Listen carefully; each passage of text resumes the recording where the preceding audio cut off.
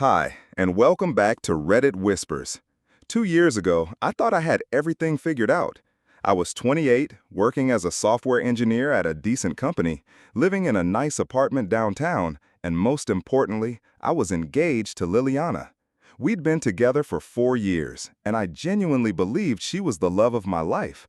We'd had plans, big plans, a spring wedding, a house in the suburbs, maybe kids in a few years. Everything seemed perfect, or at least that's what I told myself every morning when I woke up next to her. Liliana was stunning in that effortless way some women just are. She had this cascade of dark hair that caught the light just right, and these expressive brown eyes that could make you forget whatever you were thinking about. But it wasn't just her looks that drew me in, it was her energy. She was spontaneous, passionate, always pushing me to try new things, to step outside my comfort zone. Where I was methodical and careful, she was wild and free-spirited. I thought we balanced each other perfectly. Looking back now, I realize how naive I was, how blind I chose to be. The first crack in our perfect facade appeared about 6 months before our wedding date. Liliana started working late more often, claiming her marketing job was demanding more hours. She'd come home exhausted, barely wanting to talk, and when I'd suggest we grab dinner or watch a movie, she'd just shake her head and disappear into the bathroom for long showers. At first, I attributed it to wedding stress. Planning a wedding is overwhelming, and I figured she was just dealing with it in her own way. But then came the phone calls. Late at night, she'd step onto the balcony to take them, speaking in hushed tones. When I'd ask who it was, she'd always have a ready answer. Her sister, her best friend Mara, someone from work. The explanations were always reasonable, always believable, and I wanted to believe them so badly that I never questioned the frequency or the secrecy. I started noticing other things too. She changed her perfume to something more expensive, more sophisticated. She was buying new clothes, sexier clothes, claiming she needed to update her wardrobe for work. Her phone, which used to sit casually on our coffee table, was now constantly in her hand or face down beside her. She'd gotten more interested in going out with her girlfriends, coming home later and later, sometimes not until the early hours of the morning. The rational part of my brain kept making excuses. She was young, only 25, and maybe she was just going through a phase of wanting to enjoy her freedom before we settled into married life. I convinced myself that this was normal, that lots of couples went through rough patches before major life events. I threw myself deeper into work, picking up extra projects, telling myself I was being productive while really just avoiding the growing tension at home. Our conversations became stilted, superficial. We'd talk about the weather, about work in vague terms, about wedding preparations that she seemed increasingly disinterested in. The passionate discussions we used to have about everything from politics to our future dreams had dried up completely. When we did try to be intimate, it felt forced, like she was going through the motions. I could feel her mind somewhere else entirely, but I was too afraid to ask where. The wedding planning became a source of constant friction. Decisions that should have been exciting, choosing flowers, tasting cakes, picking music, became exercises in frustration. Liliana would agree to whatever I suggested with a distracted nod, or she'd suddenly have strong opinions about things that seemed random and unimportant. She wanted to change the venue 3 months before the date. She insisted on switching caterers 2 weeks after we already put down a deposit. Every change felt erratic, impulsive, like she was sabotaging our plans without wanting to admit it. I remember one particular evening in February when everything came to a head temporarily. We were supposed to meet with our photographer to finalize the shot list, and Liliana was 2 hours late. When she finally showed up, she looked disheveled, her makeup smudged, claiming she'd gotten caught up at work and then stuck in traffic. The photographer was understanding, but I was mortified by her unprofessionalism. On the drive home, I finally confronted her. "Lily, what's going on with you lately? You seem like you're a million miles away, and I feel like I don't know you anymore." She was quiet for a long time, staring out the passenger window at the city lights blurring past. When she finally spoke, her voice was soft, almost vulnerable. "I'm just scared, Kai. Everything's happening so fast, and sometimes I wonder if we're making the right choice. What if we're too young? What if we haven't experienced enough of life separately?" Her words should have been a red flag the size of a billboard, but instead, I reached over and took her hand, grateful that she was finally opening up to me. Everyone gets cold feet before a wedding. It's normal. But Lily, I love you, and I know we're right for each other. We can take things slower if you need to. We can postpone the wedding, travel more, whatever you need. She squeezed my hand and gave me a smile that didn't quite reach her eyes. "You're probably right. I'm probably just overthinking everything." That night, we made love for the first time in weeks, and for a brief moment, I thought we turned a corner. I thought my patient, understanding response had been exactly what she needed to hear. I thought I'd saved us. I couldn't have been more wrong. March arrived with an unexpected warmth, and with it came changes in Liliana that I couldn't ignore anymore. She started going to the gym obsessively, leaving early in the morning and coming back glowing with endorphins and something else I couldn't quite identify. She was more secretive about her phone than ever, and she'd started password protecting it, something she'd never done in all our years together. One evening, I was helping her carry groceries up to our apartment when her phone fell out of her purse and clattered onto the concrete. As I bent to pick it up, I saw a text notification from someone named D with a heart emoji next to it. The preview showed just enough to make my stomach drop. "Can't wait to see you tomorrow, beautiful. Same time, same place?" My hands were shaking as I handed her the phone. She took it quickly, not meeting my eyes, and mumbled something about her sister changing her contact info. But her sister's name was Victoria, and I'd never known her to use heart emojis with family members. That night, I lay awake staring at the ceiling while Liliana slept soundly beside me. For the first time, I allowed myself to really consider what had been nagging at the back of my mind for months. All the late nights, the secretive phone calls, the changes in her behavior, the growing distance between us. It all pointed to one conclusion that I'd been desperately trying to avoid. Liliana was seeing someone else. The thought made me physically sick. I got up and spent the rest of the night in the living room, pacing and trying to figure out what to do. Part of me wanted to confront her immediately, to demand the truth and end the uncertainty that was eating me alive. But another part of me, the part that still loved her desperately, wanted to find some other explanation, some way to make sense of everything that didn't involve betrayal. I decided to wait, to watch, to gather more evidence before I said anything. Maybe I was wrong. Maybe I was being paranoid and jealous over nothing. Maybe there was an innocent explanation for everything. But deep down, I already knew the truth. I just wasn't ready to face it yet.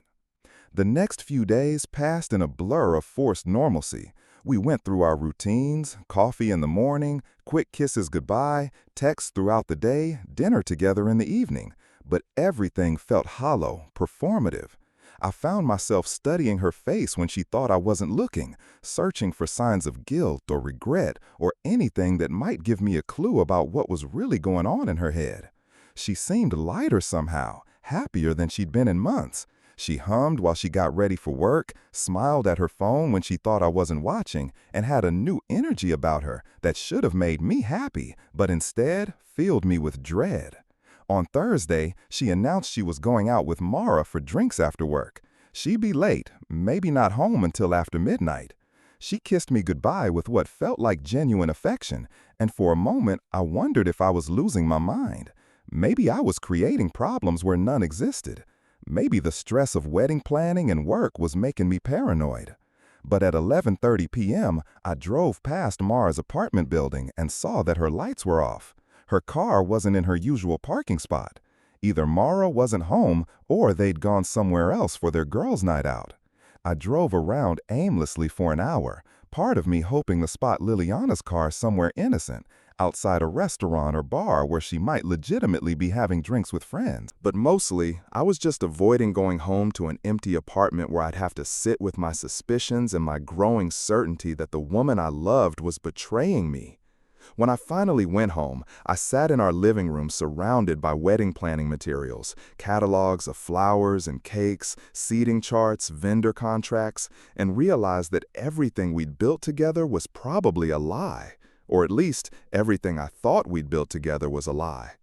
At 2:17 a.m., I heard her key in the lock. She came in quietly, probably thinking I'd be asleep. When she saw me sitting on the couch, she jumped slightly. "Oh, you scared me. Why are you still up?" "Couldn't sleep. How was your night out with Mara?"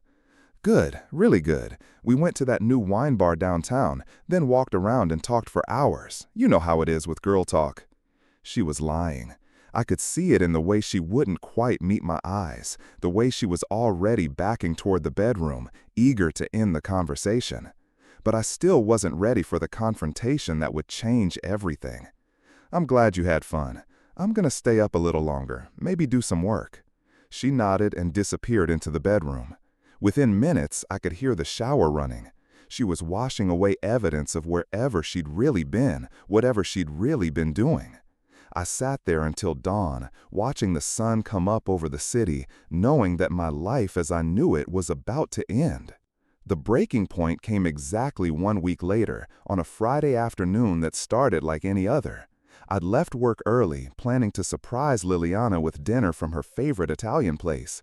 We hadn't had a real date night in months, and I thought maybe if I made an effort to reconnect, we could work through whatever was happening between us. I used my key to let myself into the apartment, balancing the takeout bags and a bottle of wine I'd picked up on the way home. The place was quiet, and I assumed Liliana wasn't home yet. But as I walked toward the kitchen, I heard something that made my blood run cold. Her laugh, coming from our bedroom. But it wasn't her normal laugh. It was breathy, intimate, the kind of laugh I used to think was reserved only for me. My hands went numb, and I nearly dropped the food. Every rational thought fled from my mind as I stood frozen in our hallway, listening to sounds I never wanted to hear. There was movement, hushed conversation, and then, unmistakably, Liliana's voice, saying words I'll never forget. "We have to be quick. Kai usually doesn't come home until 6. The wine bottle slipped from my grip and shattered on the hardwood floor, the sound echoing through the apartment like a gunshot. Everything went silent for a moment, and then I heard scrambling, whispered curses, and the sound of our bedroom window sliding open, the fire escape window. I don't remember walking to the bedroom. I don't remember opening the door. But suddenly I was standing there, looking at Liliana sitting on the edge of our bed in nothing but my old college t-shirt, her hair disheveled, her face flushed with panic and something else. Guilt, maybe? Or just annoyance at being caught. "Kai, I can explain." "Where is he?" My voice didn't sound like my own. It was hollow, mechanical. "Where is who? I don't know what you're talking about." Even then, even caught red-handed, she was trying to lie to me. I walked to the window and looked down at the fire escape. I could see a figure disappearing around the corner of the building, tall, dark hair, wearing a leather jacket. Too far away to make out clearly, but definitely a man. "Liliana, I heard voices. I heard you talking to someone. The window is open, and there's a wine glass on the nightstand that isn't mine." She followed my gaze to the evidence she'd missed in her panic, a half-empty glass of red wine sitting on what used to be my side of the bed. Her shoulders sagged in defeat. "How long?" I asked. "Kai, please, let me explain. How long have you been cheating on me?" The word hung in the air between us like a physical presence. Cheating. I'd finally said it out loud, and there was no taking it back, no pretending anymore. She was quiet for a long time, wrapping her arms around herself, staring at the floor. When she finally spoke, her voice was barely a whisper. 3 months. 3 months. A quarter of a year. While I'd been planning our wedding, choosing flowers, tasting cakes, dreaming about our future together, she'd been with someone else. While I'd been lying awake at night worried about her, making excuses for her behavior, trying to be understanding and supportive, she'd been betraying me in the most intimate way possible. Who is he? His name is Damien. I met him at that conference in Chicago. The conference. I remembered her going to Chicago for a marketing conference back in January. She'd been gone for 5 days, and when she came back, she seemed different, more distant, but also more energetic. I'd attributed it to professional inspiration, new ideas from the conference. I'd been proud of her for pursuing career development. So this whole thing, the cold feet, the distance, the changes, you've been planning to leave me this entire time? No, Kai, no, it's not like that. I didn't plan this. It just happened, and then I didn't know how to stop it, and I thought maybe I could figure it out without hurting you. Without hurting me? I laughed, but there was no humor in it. Liliana, you're marrying me in 6 weeks. We've sent out invitations. My parents have booked flights. Your dress is hanging in the closet right behind you. How exactly did you think this was going to end without hurting me? She started crying then, but I felt nothing. No sympathy, no urge to comfort her like I usually would. I just stood there watching her fall apart, feeling strangely detached from the entire situation. I love you, Kai. I do love you, but I love him too, and I don't know what to do about it. You love him too? I repeated her words, testing how they felt. They felt like acid. You love both of us. I never meant for this to happen. You have to believe me. What I believe is that you're a coward. If you wanted to be with someone else, you should have broken up with me instead of sneaking around behind my back for 3 months. Instead of making me feel crazy and paranoid. Instead of letting me plan a wedding to someone who was already gone. I turned and walked out of the bedroom, leaving her sitting there crying. In the hallway, I stared down at the broken wine bottle and the spreading stain on our hardwood floors. It felt symbolic somehow, something beautiful and carefully chosen, now destroyed and leaving a mark that would probably never come out completely. I grabbed my keys and left the apartment. I had no destination in mind. I just needed to be anywhere else. I drove around the city for hours, through neighborhoods I'd never seen before, past landmarks that suddenly felt foreign and meaningless. Everything looked different through the lens of betrayal, like I was seeing my own life from the outside. Around midnight, I found myself parked outside a 24-hour diner in a part of town I rarely visited. I went inside and sat in a corner booth, ordering coffee I didn't want and staring out the window at the empty street. The waitress, a woman in her 50s with kind eyes and graying hair, kept refilling my cup without being asked. "Rough night?" she finally asked during one of her coffee rounds. "You could say that. Want to talk about it? Sometimes it helps to tell a stranger." So I told her. I told her everything. About Liliana, about the wedding, about the 3 months of lies, and the moment I discovered the truth. She listened without judgment, occasionally nodding or making small sympathetic sounds. "What are you going to do?" she asked when I finished. "I honestly don't know. 6 weeks ago, I thought I had my whole life figured out. Now, I feel like I don't know anything." "Well, for what it's worth, I think you deserve better than someone who'd do that to you. Marriage is supposed to be about trust and commitment. If she can't handle those things now, what makes you think she'll handle them after you're legally bound together?" I stayed at the diner until sunrise, and then I drove back to the apartment. I needed clothes for work, and I needed to figure out what came next. When I walked in, Liliana was sitting on the couch in the same t-shirt, looking like she hadn't slept at all. Her eyes were red and puffy from crying. "Kai, please, can we talk? Please don't give up on us. I made a terrible mistake, but I want to fix this. I want to choose you." "Choose me?" I set my keys down on the counter, trying to keep my voice steady. "You want to choose me now? After 3 months of choosing him? I'll end it with Damien. I'll cut off all contact. We can go to counseling. We can work through this. People get past affairs all the time." Affairs? Another word I'd never thought I'd have to use in relation to my own life. Is that what we're calling it?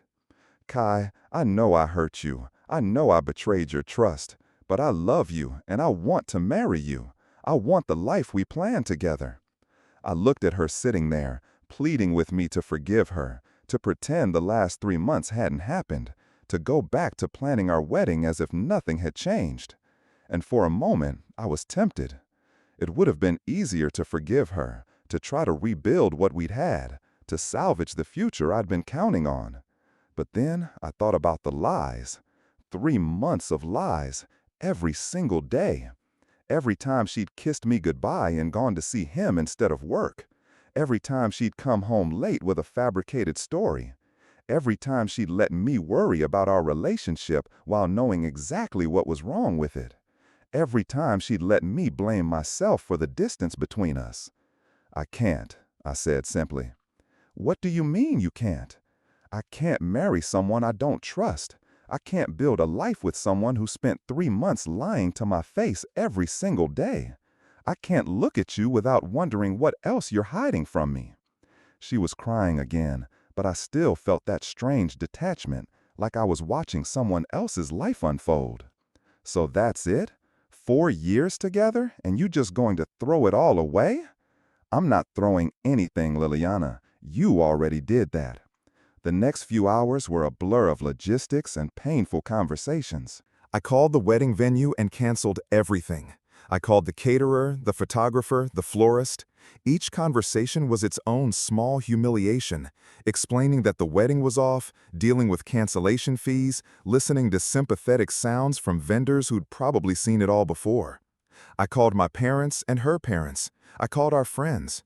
Each conversation got a little easier, but none of them were easy.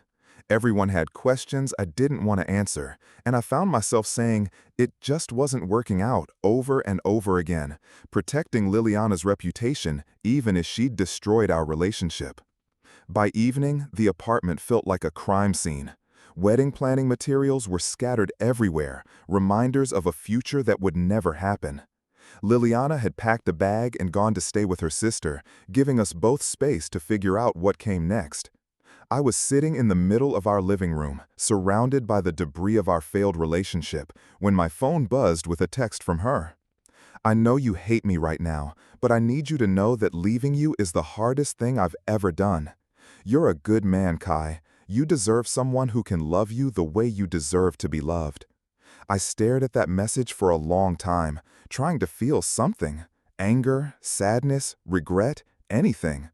But I was emotionally exhausted, wrung out from the day's revelations and decisions. I deleted the message without responding. Over the next few days, Liliana came by a few times to collect her things. We were awkwardly polite to each other, like strangers sharing an elevator.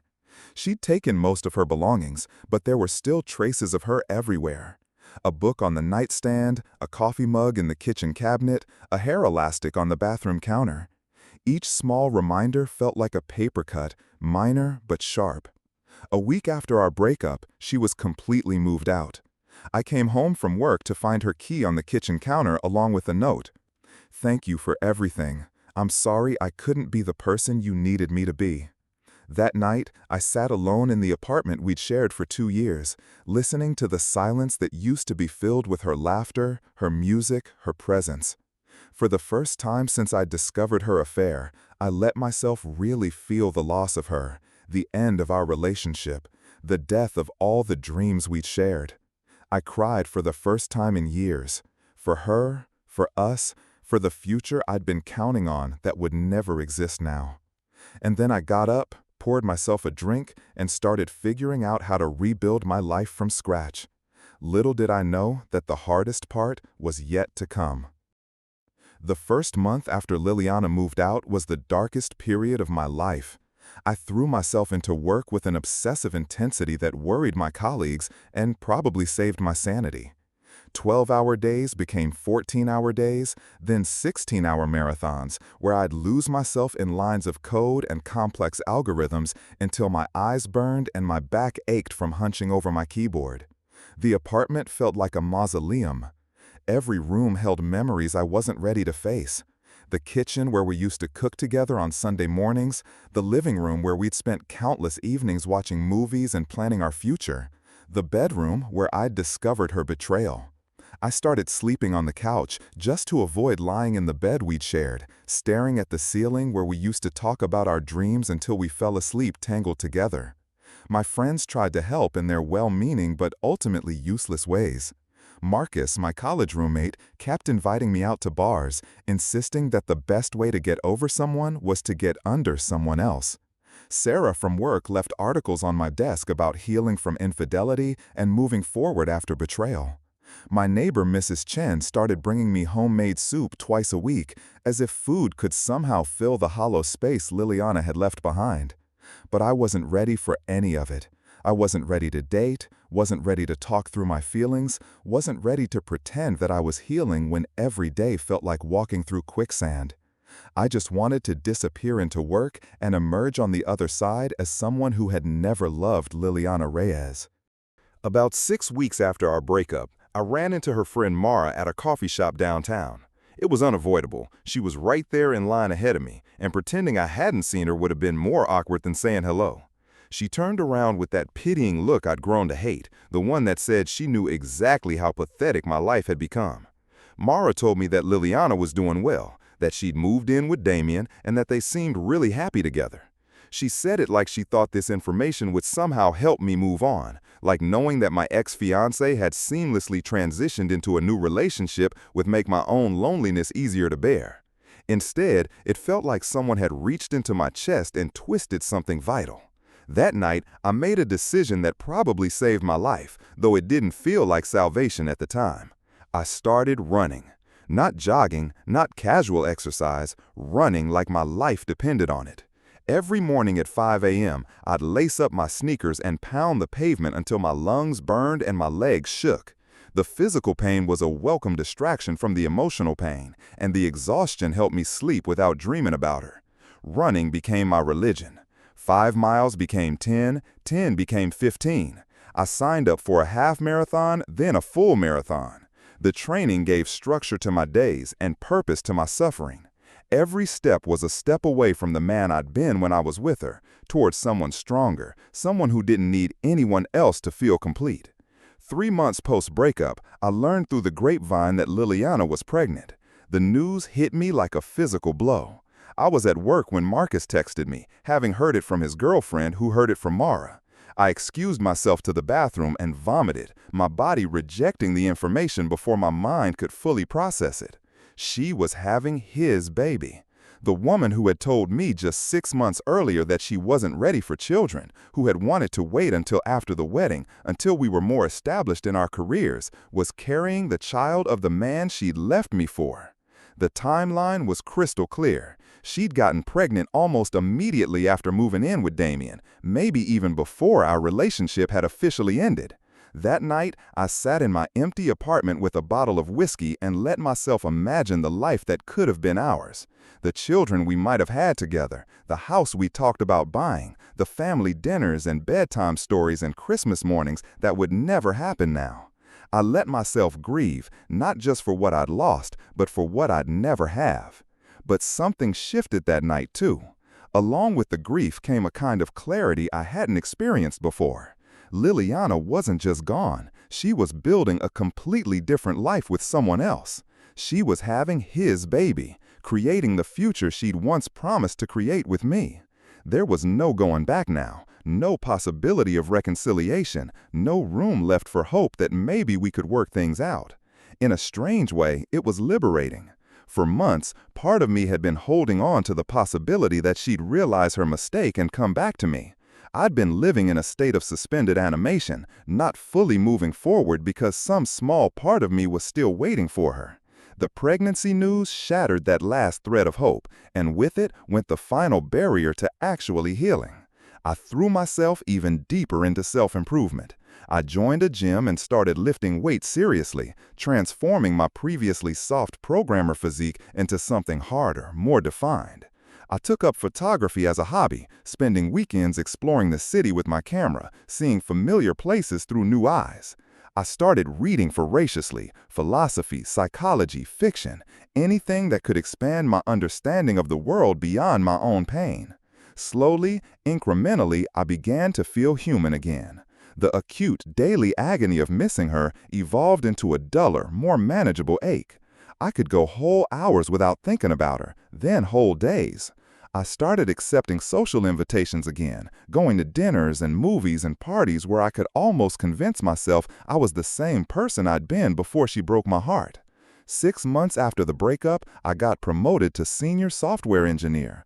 The raise was substantial, and for the first time in my adult life, I had more money than I knew what to do with. I'd been living like a monk, working, running, sleeping, repeat, and my expenses had dropped to almost nothing while my income increased. I started thinking about making some bigger changes. That's when I decided to move.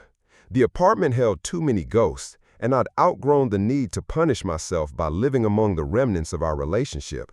I found a sleek, modern condo across town, all clean lines and floor-to-ceiling windows, the complete opposite of the cozy, cluttered space Liliana and I had shared. Moving day felt like a rebirth. Around the same time, I heard through the same gossip network that Liliana had given birth to a daughter. They'd named her Isabella, and from what I gathered, both mother and baby were healthy and doing well. I felt a pang of something when I heard the news, not exactly sadness, but a kind of wistful recognition of how completely our paths had diverged. While I was building a new life as a single man, she was experiencing the profound transformation of becoming a mother with someone else. My new condo became a sanctuary of solitude. I decorated it exactly how I wanted it, with expensive furniture and art I chosen myself, without having to consider anyone else's taste or preferences. I bought a massive TV and a high-end sound system. I stocked the kitchen with exactly the foods I liked, arranged my books exactly how I wanted them arranged. It was selfish and indulgent and perfect. I started dating again, tentatively at first. Coffee dates that didn't lead anywhere, dinner dates with nice women who didn't spark anything beyond polite conversation. I went through the motions of trying to connect with people, but my heart wasn't really in it. I'd become comfortable with my solitude, maybe too comfortable. The first woman I felt any real attraction to was Alina, a graphics designer I met at an art gallery opening. She was intelligent, witty, and had this infectious laugh that reminded me what it felt like to want to make someone smile. We dated for about 4 months, and it was pleasant, easy, uncomplicated. But it was also safe in a way that felt limiting rather than comforting. Alina broke up with me on a Tuesday evening in November, about 1.5 years after Liliana had left. We were having dinner at her apartment, and she just looked across the table and told me she didn't think we were going to work out long term. Her reasoning was both gentle and devastating. She said I was emotionally unavailable, that she felt like she was dating a very polite, very attractive wall. She said she could tell I was still healing from something major, and while she didn't need to know the details, she needed to be with someone who could be fully present with her. I wanted to argue, to tell her she was wrong, but I couldn't. She was absolutely right. I had been going through the motions of dating her while keeping the deepest parts of myself locked away, protected from the possibility of being hurt again. I'd become so good at shielding myself from pain that I'd also shielded myself from genuine connection. After Alina, I stopped dating altogether and focused on other aspects of building my new life. I started traveling, taking solo trips to places I'd always wanted to see. I spent a week hiking in the mountains of Colorado, 2 weeks exploring the museums and cafes of Prague, a long weekend in New Orleans eating my way through the French Quarter. Each trip was a small adventure in independence, proof that I could be happy on my own terms. Work continued to go well. I led a team on a major project that earned recognition from the company's executives, and there was talk of another promotion on the horizon. I'd found my professional rhythm again, and my colleagues had stopped looking at me with that careful concern they'd shown in the months immediately following my broken engagement. My physical transformation had continued too. The combination of consistent running and serious weightlifting had completely changed my body. I was stronger and fitter than I'd ever been in my life, and I felt a quiet confidence in my physical capabilities that extended into other areas of my life. When I caught glimpses of myself in mirrors or store windows, I sometimes didn't immediately recognize the lean, defined man looking back at me. By the time 2 years had passed since Liliana had left, I could honestly say I'd built a good life for myself. Not the life I'd planned, but a life that felt authentically mine in a way my previous life never had. I had work I was passionate about, hobbies that fulfilled me, financial security, physical health, and a sense of independence I'd never experienced before. I rarely thought about Liliana anymore, except in passing moments, when I heard a song we used to like, or when someone mentioned a restaurant we'd been to together. Even then, the thoughts were more nostalgic than painful, like remembering a movie I'd enjoyed but wouldn't necessarily want to watch again. I assumed that chapter of my life was permanently closed, that our paths would never cross again in any meaningful way. The city was large enough that two people could easily avoid each other indefinitely if they wanted to. And I had no desire to see her again, no curiosity about how she was doing or what her life looked like now. That's why what happened next caught me so completely off guard. She left me, had his baby. 2 years later, she saw me at the mall and froze. It was a Saturday afternoon in late March, exactly 2 years and 2 weeks since I'd discovered Liliana's affair. I remember the date because I'd been thinking earlier that week about how completely my life had changed since that devastating Friday when my world imploded. I was at Westfield Shopping Center, not because I particularly enjoyed shopping, but because I needed a new suit for an upcoming business conference where I'd be presenting our team's latest project to potential investors. I'd been putting off the shopping trip for weeks, but my current suits no longer fit properly. The physical transformation I'd undergone meant that my old clothes hung loosely on my now lean frame, making me look like I was wearing someone else's wardrobe. It was a good problem to have, but it required practical solutions. The mall was busier than I'd expected for a weekend afternoon. Families with strollers navigating through crowds, teenagers clustered around the food court, couples holding hands as they window shopped together. The scene was so normal, so innocuous, that I let my guard down in a way I rarely did in public spaces anymore. After 2 years of hypervigilance about potentially running into Liliana, I'd gradually relaxed into the assumption that our paths simply wouldn't cross. I'd just finished getting measured at the men's clothing store and was walking toward the exit, mentally calculating how long it would take for the alterations to be completed when I saw her. She was about 50 feet away, pushing a stroller and examining something in the window of a children's clothing store. Even from a distance, even after 2 years, I recognized her instantly. Liliana looked different, older, more mature somehow, but still unmistakably herself. Her hair was shorter than she used to wear it, cut in a practical bob that framed her face nicely. She was dressed casually in jeans and a cream-colored sweater, looking like any other young mother spending a Saturday afternoon shopping with her child. But there was something in her posture, a careful tiredness that suggested the transition to motherhood hadn't been entirely smooth. My first instinct was to turn around and leave immediately.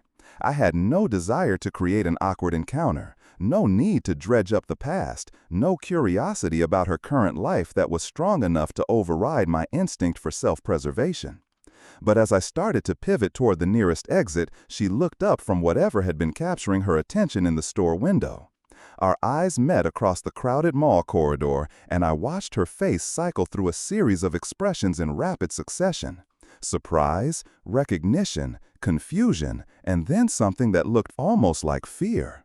She went completely still, her hands frozen on the stroller handle, staring at me with an intensity that made the busy mall around us fade into background noise.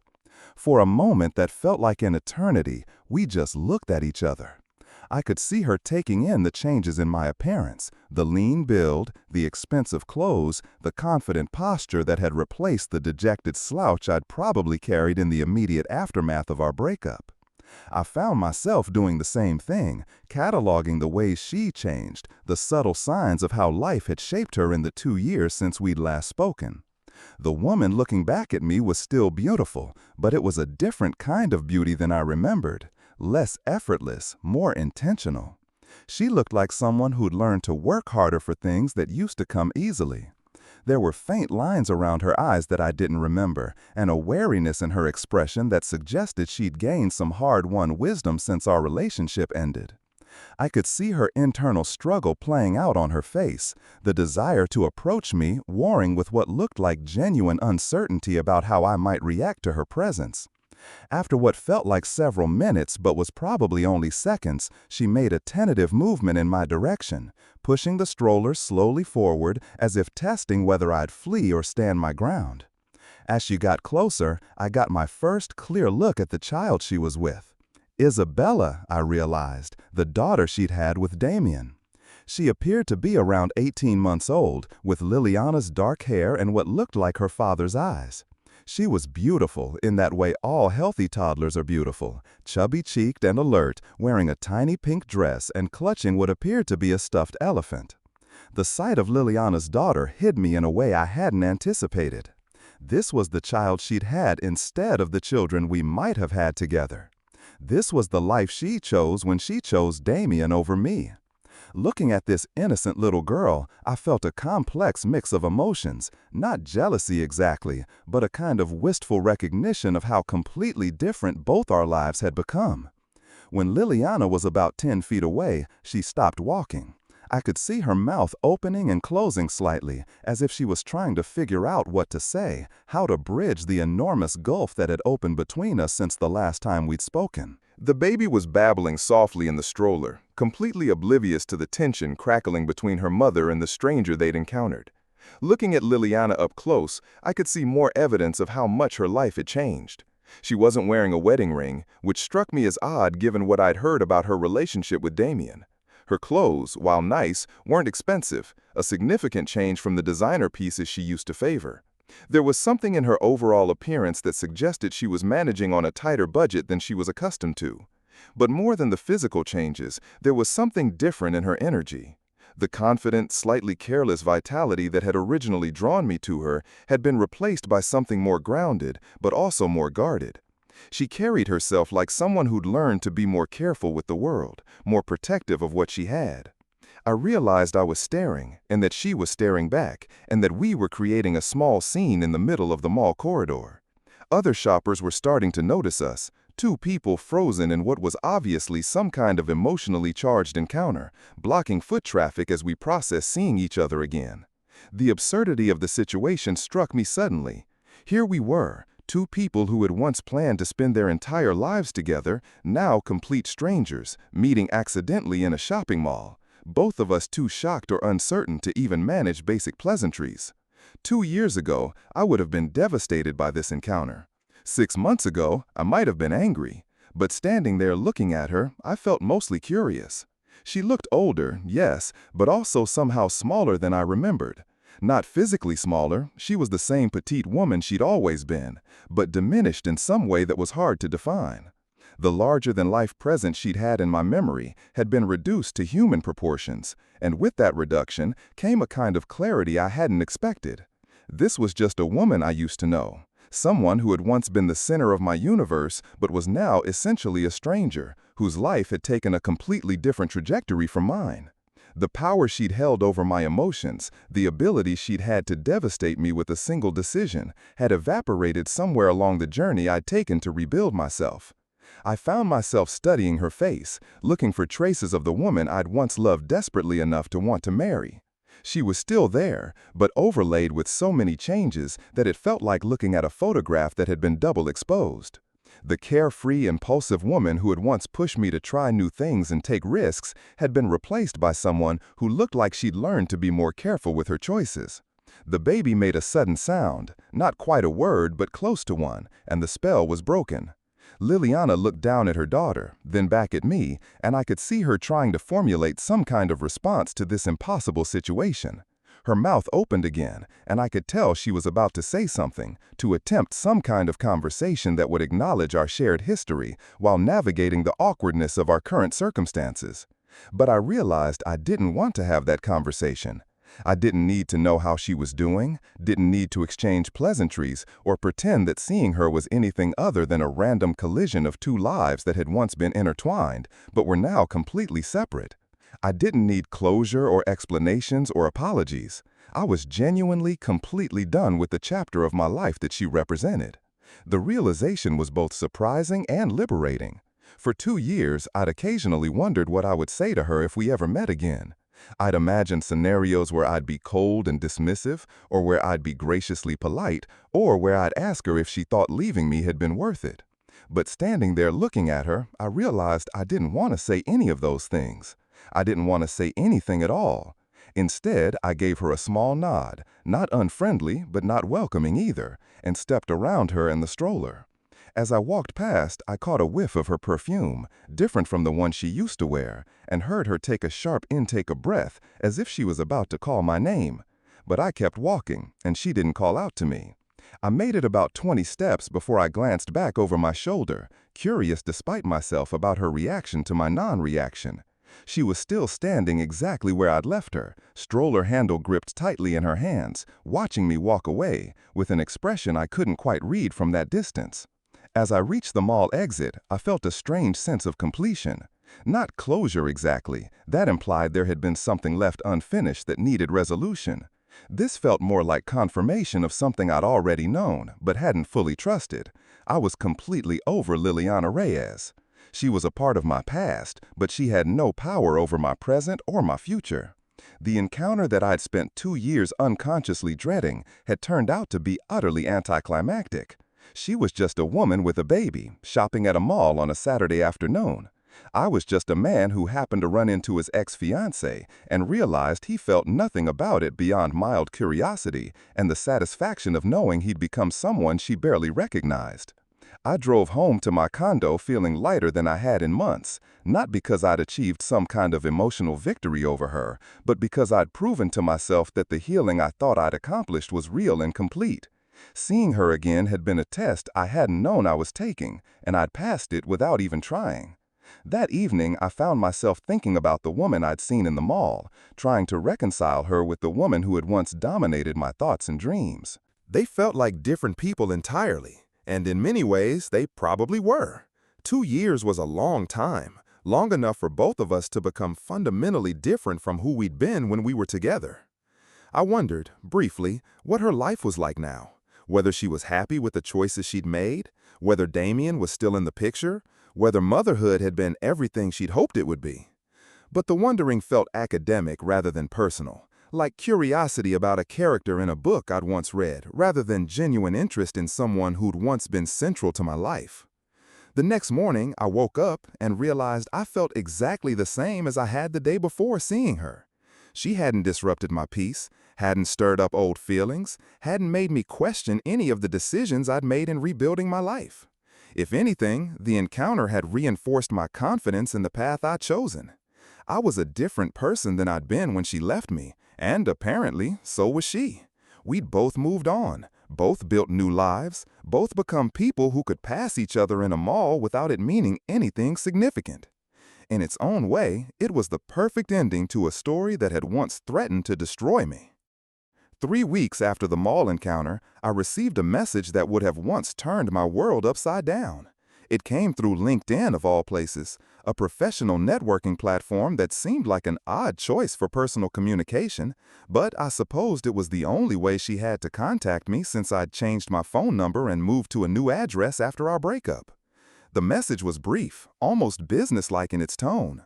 Liliana had written that seeing me at the mall had stirred up a lot of thoughts and feelings she'd been suppressing, and she wondered if we could meet for coffee to talk.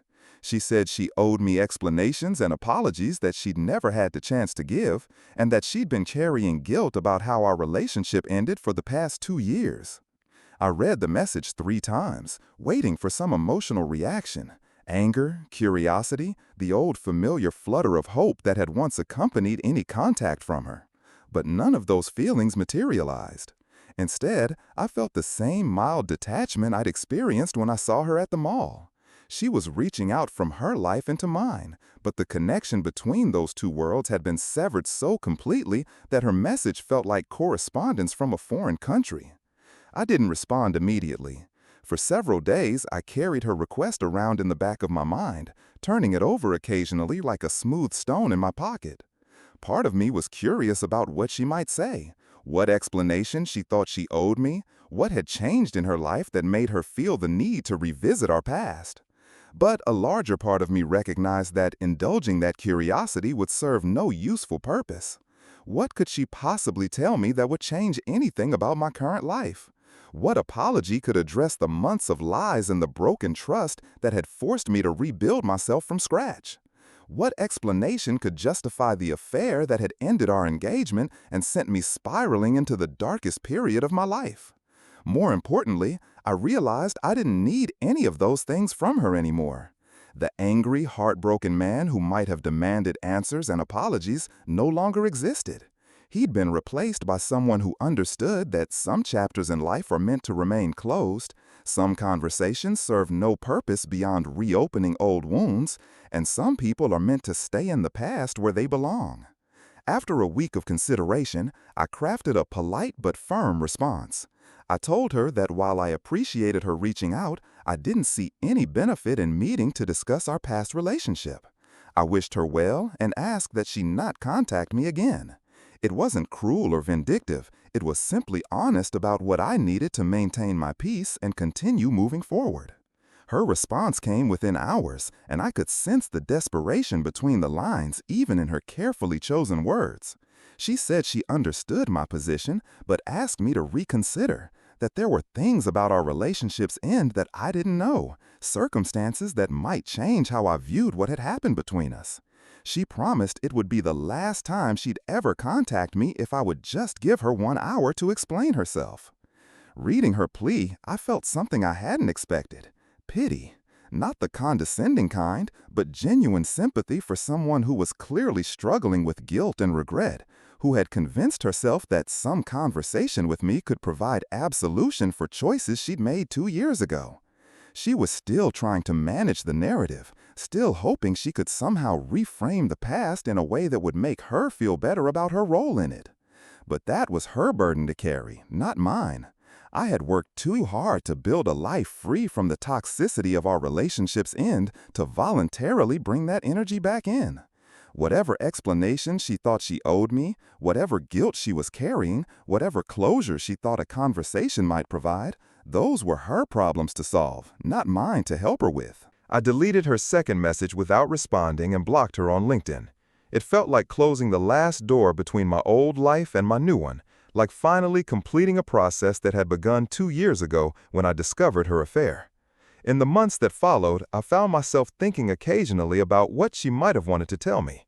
Had her relationship with Damien ended badly? Was she struggling as a single mother? Did she regret the choice she'd made to leave me for him? But these thoughts felt more like idle speculation than genuine concern, like wondering about the plot of a TV show I'd stopped watching mid-season. My life continued its steady trajectory of improvement and growth. The business conference I'd bought the suit for went exceptionally well, and our company landed a major contract, which led to another promotion for me. I was now heading up an entire development division with a team of 12 programmers reporting to me and a salary that would have seemed impossible just a few years earlier. I started dating again, more seriously this time. I met Sophia at a photography exhibition. She was an art curator with an infectious laugh and a passion for travel that matched my own. What started as coffee dates evolved into weekend trips, cooking dinner together, lazy Sunday mornings that stretched into afternoon. She was everything Liliana hadn't been: consistent, honest, emotionally available, genuinely interested in building something stable and lasting. Sophia knew about my past, knew I'd been engaged before and that it had ended badly, but she never pressed for details. She seemed to understand intuitively that my previous relationship was a closed book, and she was content to focus on what we were building together rather than what I'd left behind. 6 months after we started dating, Sophia moved into my condo. It was a decision we made gradually, organically, as her belongings slowly migrated from her apartment to mine until it made no sense for her to maintain 2 places. The transition felt natural in a way that none of the relationship milestones with Liliana ever had. No drama, no second guessing, no sense that we were rushing towards something we weren't ready for. On the 2-year anniversary of seeing Liliana at the mall, I was having dinner with Sophia at a restaurant downtown when I realized I hadn't thought about my ex-fiancé in months. The date had no significance in my current life. It was just another evening with the woman I loved, planning a vacation to Italy and discussing whether we wanted to adopt a dog before or after we got married. Yes, married. Sophia and I had been talking about marriage in the easy, unforced way that couples do when they're genuinely compatible and ready for the next step.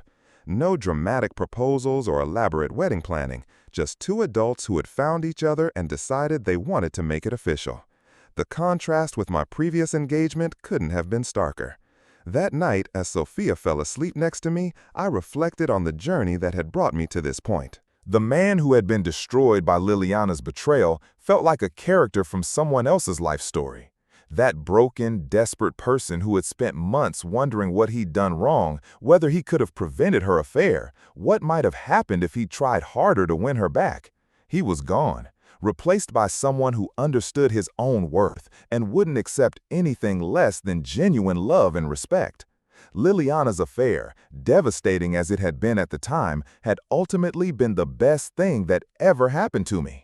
It had forced me to confront my own insecurities and dependencies, to build a life based on my own values and interests, rather than trying to be who someone else needed me to be.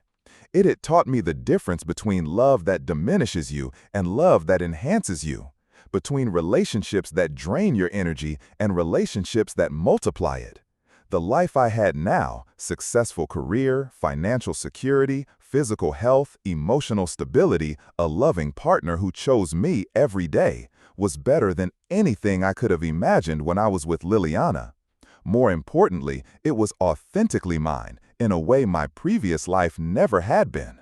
I had learned to be grateful for the pain that had catalyzed my transformation, for the betrayal that had forced me to discover who I really was beneath the person I'd been trying to be for someone else's approval. Liliana had done me a favor when she left me, though it had taken years for me to understand it. Sometimes I wonder what would have happened if we'd gone through with the wedding, if I'd never discovered her affair, if we'd built a life based on her lies and my willingness to accept them. I imagine we would have been miserable together, two people pretending to be happy while slowly destroying each other with unspoken resentments and unmet expectations. Our divorce would have been bitter and expensive, complicated by shared assets and possibly children caught in the middle of our dysfunction. Instead, her betrayal had set us both free to find lives that actually suited us. She got to explore her passionate, impulsive nature with someone who matched that energy. And I got to discover the peace and stability that came from being with someone who valued the same things I did. Her affair hadn't destroyed my life. It had revealed that the life I thought I wanted wasn't actually right for me. Now, 3 years later, I can honestly say I hope she's found happiness with whatever path she's chosen. Not because I still care about her in any personal way, but because I understand now that her happiness and mine were never meant to be connected. We were two people who tried to build something together before we knew who we really were as individuals. And when she had the courage to admit it wasn't working, she saved us both from years of misery. The woman who froze when she saw me at the mall, who reached out desperately through LinkedIn trying to explain herself, who seemed diminished and uncertain, she wasn't my concern anymore.